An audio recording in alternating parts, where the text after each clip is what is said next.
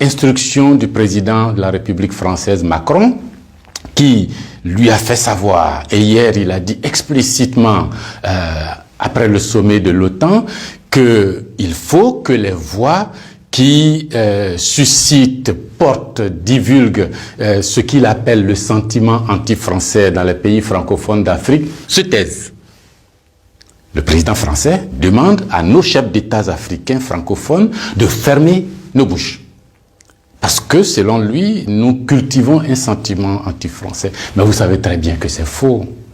Monsieur le Président Macron, il n'y a pas de sentiment anti-français ici. Ce que vous appelez sentiment anti-français, d'ailleurs, comment vous allez présenter ça? Je suis en train de parler en français, là. J'ai rien contre le français en tant que langue. Je ne parle pas en sénoufou, ou en djoula, ou en sérère, ou en wolof, ou je ne sais quoi, soninké, bambara, ou quoi d'autre. Je parle en français. Je n'ai rien contre le français. J'écris, je m'exprime, je travaille en français. Je n'ai rien contre les Français. Nous n'avons ici, en Afrique francophone, rien contre les Français. Ils sont nombreux, ils ont des entreprises, ils créent des emplois pour nous, ils payent des impôts. Nous sommes nombreux à travailler avec eux, à travailler pour eux. Ils travaillent souvent pour nous. Nous sommes des amis, nous nous marions, nous vivons ensemble, ici comme en France, sans aucune animosité. Donc, ce n'est pas un sentiment contre les Français ou contre le Français. Ce que vous appelez sentiment anti-français en réalité, c'est un ras-le-bol, c'est une révolte, c'est un refus de la mainmise de l'État français sur nos autorités et par ricochet sur nos économies, sur nos peuples. C'est ce que nous refusons. Les relations incestueuses entre l'État français et les États africains, c'est ce que nous refusons. Les relations de connivence entre l'État français et les États africains, c'est ce que nous refusons. Parce que simplement ces relations étouffent la démocratie. Ces relations étouffent le respect des droits de l'homme. Ces relations étouffent la possibilité que nous devons avoir de demander des comptes à nos dirigeants. Ces relations étouffent l'expression plurielle chez nous. Il n'y a que ce que le président dit parce qu'il est d'accord avec Paris, donc c'est ce que lui dit qui est bon. Monsieur le Président, c'est ce qui nous révolte. On a le sentiment que vous êtes complice de nos chefs d'État pour nous brimer.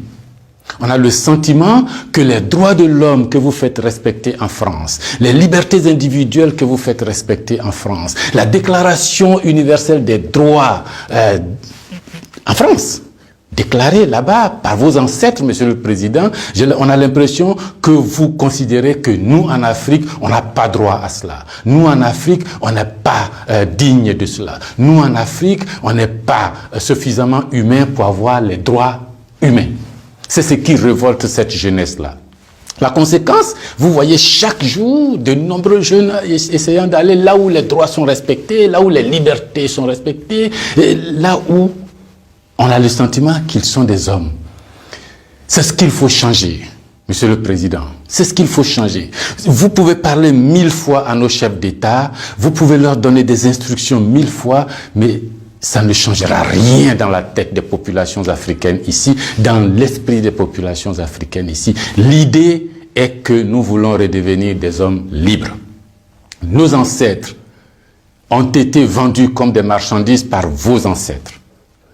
Comme des marchandises. Pendant de 1500 à 1890, c'est par là. Comme des marchandises. Nous fermons les yeux là-dessus. Nos parents ont été gouvernés par la décision que vos parents ont prise à Berlin de venir s'accaparer nos territoires, nous-mêmes, nos fleuves, nos rivières, nos matières premières, de prendre possession de nous. Ça a duré près d'un siècle. Fermons les yeux là-dessus. Vos prédécesseurs ont considéré que nos chefs d'État devraient être juste des délégués pour eux, pour nous maintenir ici. Comment on peut avoir le sentiment français quand on descend à l'aéroport d'Abidjan, le boulevard qu'on prend s'appelle Giscard d'Estaing. Le pont qu'on emprunte s'appelle De Gaulle. Et la route qu'on utilise pour aller à l'université s'appelle boulevard Mitterrand. Et puis partout, on a Trèche-la-Plaine, Port-Bouët, Binger. Non! Ce que la nouvelle génération veut. Ce que nous voulons, c'est l'autodétermination. Que nos chefs d'État nous rendent compte ici, qu'ils ne soient pas obligés d'aller vous rendre compte pour se donner une certaine légitimité, comme Macron est d'accord avec moi, comme Chirac est d'accord avec moi, comme le chef d'État français est d'accord avec moi. Donc ici, vous allez faire ce que je dis parce que sinon vous allez avoir des problèmes. Monsieur le Président, tant que ça durera comme ça, les gens ici auront le sentiment que l'État français est complice de leur brimade, de leur pauvreté, de leur chômage. C'est ce que nous voulons changer. C'est ce que nous voulons changer. Renvoyer Kako Noboko, renvoyer Kemi Seba, renvoyer Nathalie Yamb, contester les propos de Salif Keïta ou je ne sais qui d'autre, ça ne changera rien. C'est dans la tête de chacun. Chacun de nous, les gens, ces idées-là ont imbibé notre esprit maintenant. Le désir de liberté, vous devez connaître ça. Vos ancêtres se sont battus pour avoir cette liberté. On fait plusieurs guerres pour jouir de cette liberté. Ce que nous voulons, c'est ça. Liberté de commerce, liberté de nous organiser, nous autodéterminer, faire ce qui est bon pour nous sans nuire à vos intérêts. Mais ça ne vous dit pas de venir nous imposer vos intérêts. Si vous pensez, chers auditeurs, que ce message vaut la peine d'être diffusé et que nous soyons nombreux à nous l'approprier, sans animosité, sans bestialité, mais avec fermeté et conviction, il faut liker, il faut partager. Parce que c'est l'Afrique de demain qui se joue là. Nous ne voulons plus être des marchandises, nous ne voulons plus être sous la tutelle de quelqu'un, nous voulons redevenir des hommes libres.